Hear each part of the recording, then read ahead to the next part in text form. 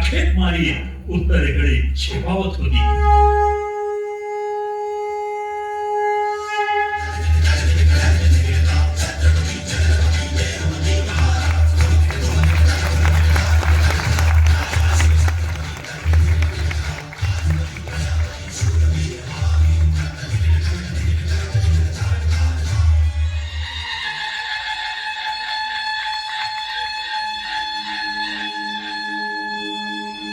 आणि मुघल आमदानीतील 16व्या शतकातील हा काळ, तेव्हाची ही कथा.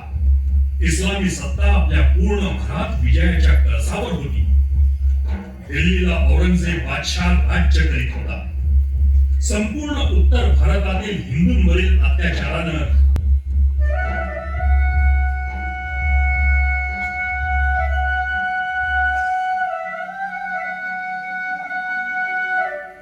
उत्तर प्रदेशातील एक छोटं खेडगाव, कुणी याला तिकमपूर म्हणत, तर कुणी तिकमापूर, पण या गावाचे खरे नाव आहे त्रिविक्रमपूर.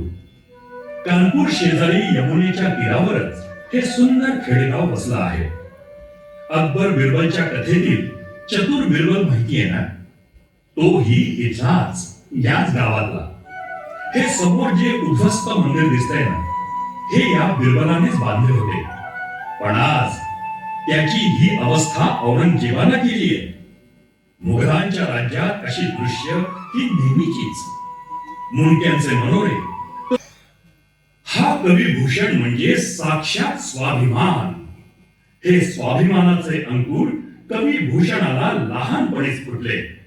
लहानपणी एकदा जेवणात मीठ कमी पडलं म्हणून भूषण वहिनीवर ओरडला. त्याच आवेशात बहिणीनं भूषणाला सांगितलं, मीठ मिळवायची अक्कल नाही आणि ओरडता कशाला?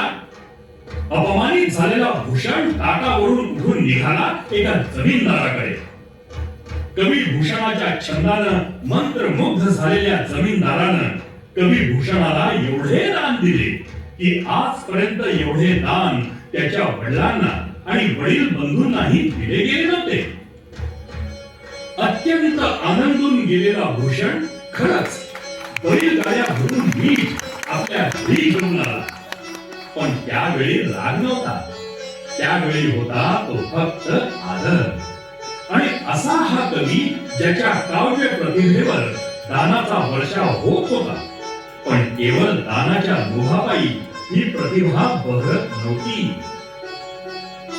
याच स्वाभिमानाची, आत्मसन्मानाची प्रचिती दरबारानं घेतली. कुमाऊ राजाचा दरबार भरला होता.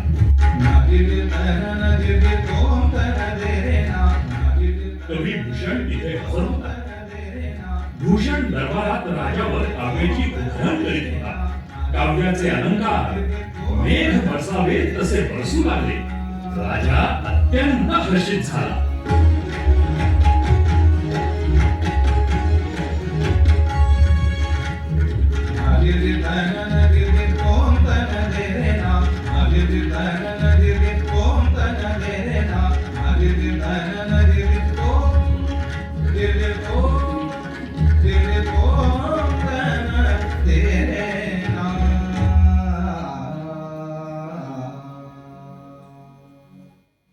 वा कविराज वा, आजवर आम्ही अनेक